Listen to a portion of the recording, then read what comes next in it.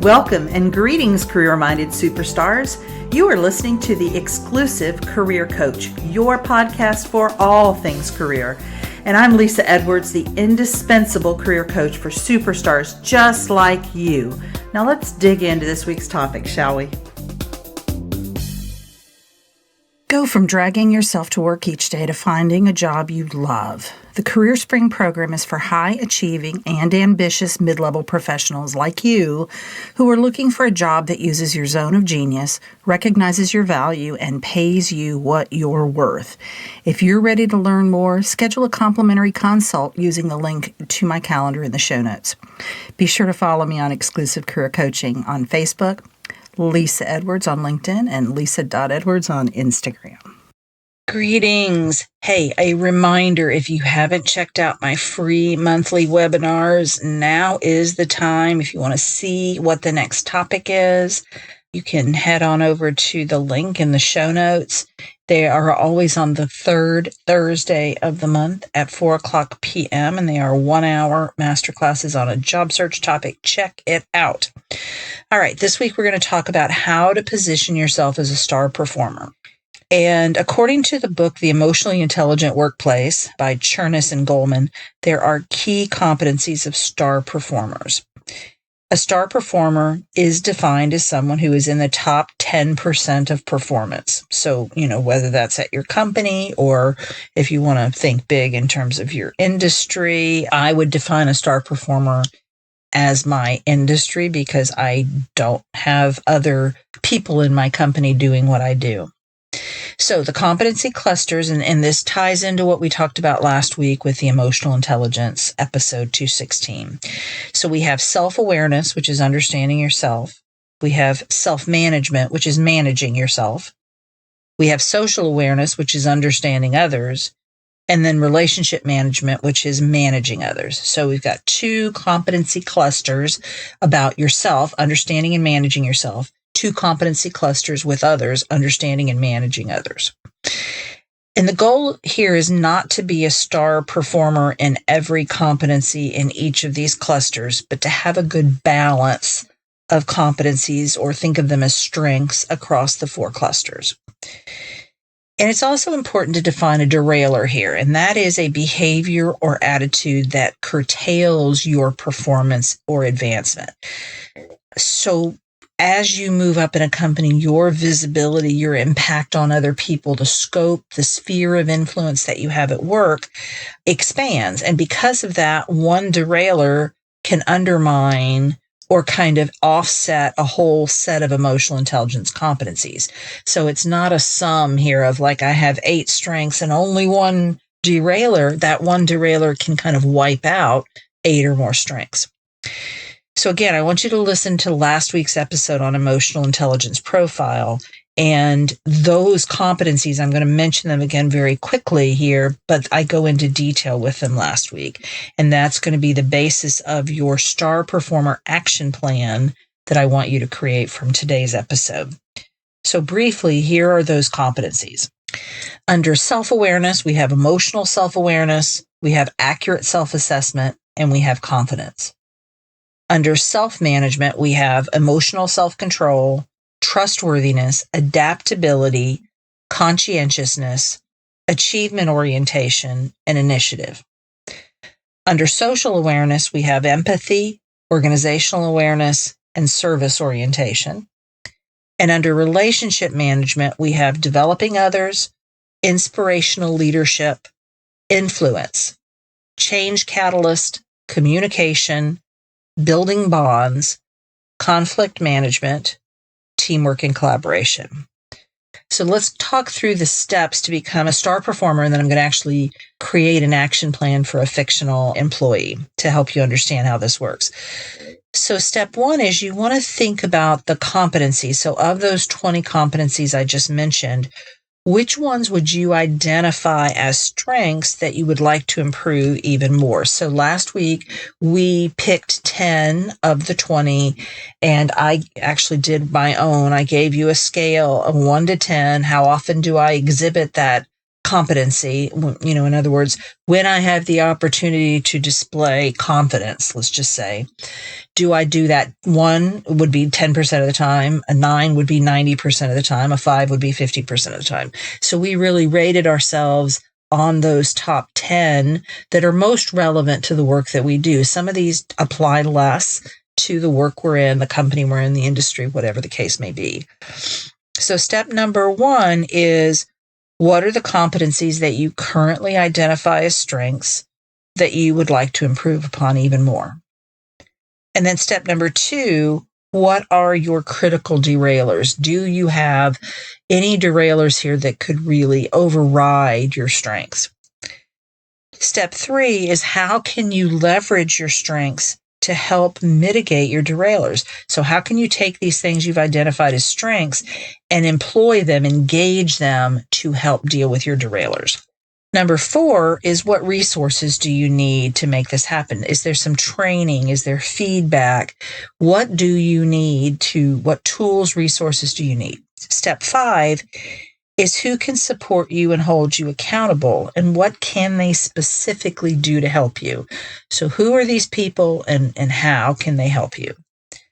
Number 6, how might you sabotage your efforts and best intentions? What are your tendencies? Be honest with yourself. How might this fall off the rails with you?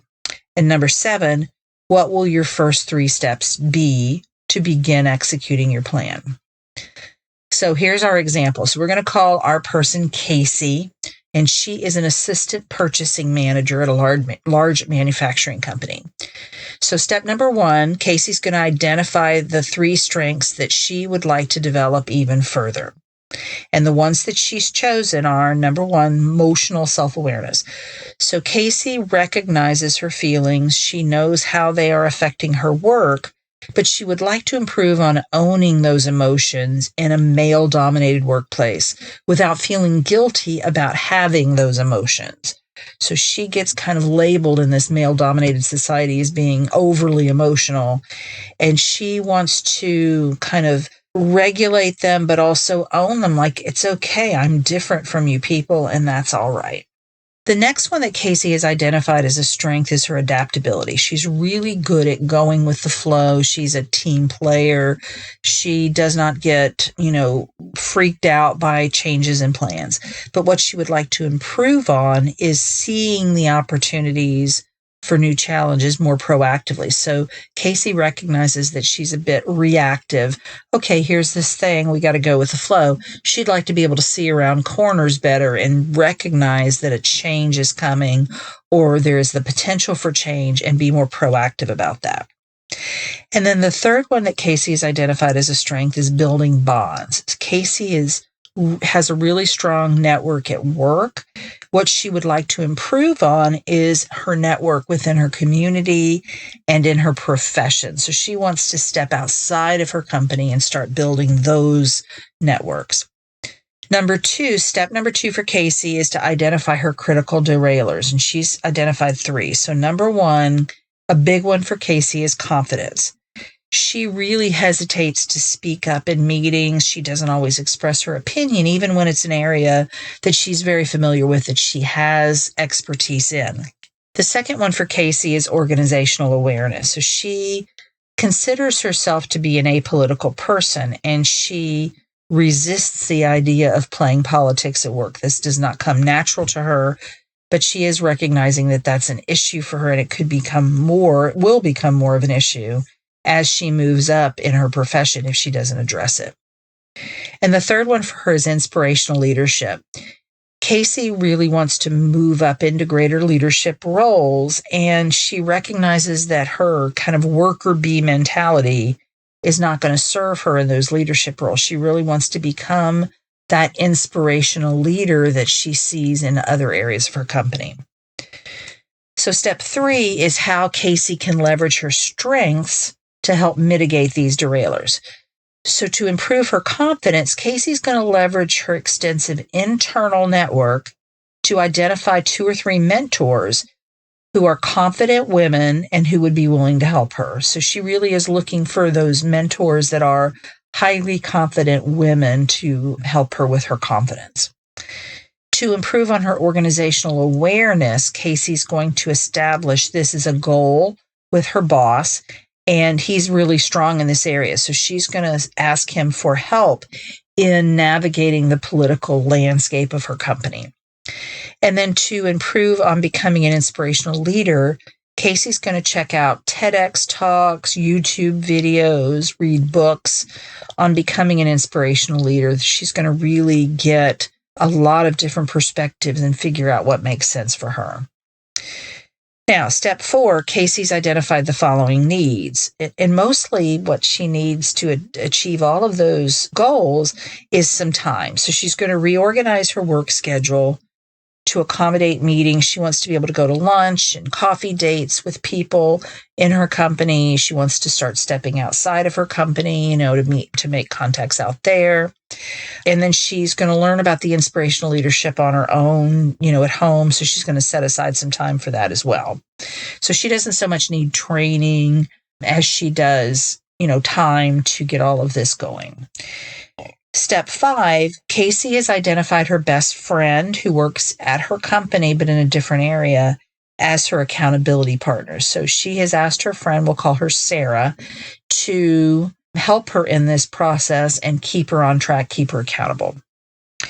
Step 6, Casey has recognized that the biggest challenge she has in making these improvements, so her biggest potential personal derailer, is that she has this lack of self-confidence. So it's going to be really easy for her to not have her own back about committing the time, showing the courage that she needs to do these things, really chickening out, if you will, on these lofty goals.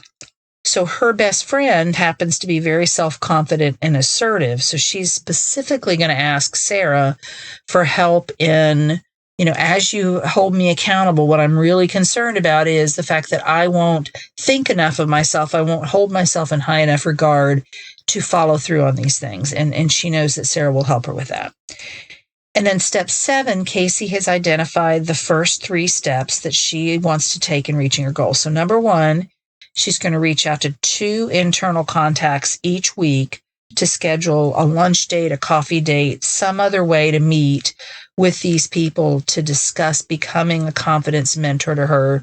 And if she gets enough mentors, she can keep having these meetings. Hey, give me your best tip for becoming a confident leader, that kind of thing.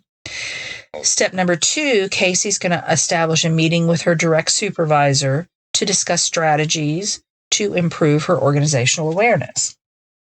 And then step 3, she's going to set aside 2 one-hour blocks each week on her own time to find and view TEDx talks, YouTube videos, and read books on inspirational leadership. So she's given herself 2 hours a week just to do that. And I think it's really important with any big goals like this to share them with people who will support you and hold you accountable. Not the naysayers in your life, not the doubters, but the people who will be your cheerleader when you succeed and your friend when you stumble and just need, somebody to be there for you and to not let you off the hook, but be empathetic with you because we're not perfect.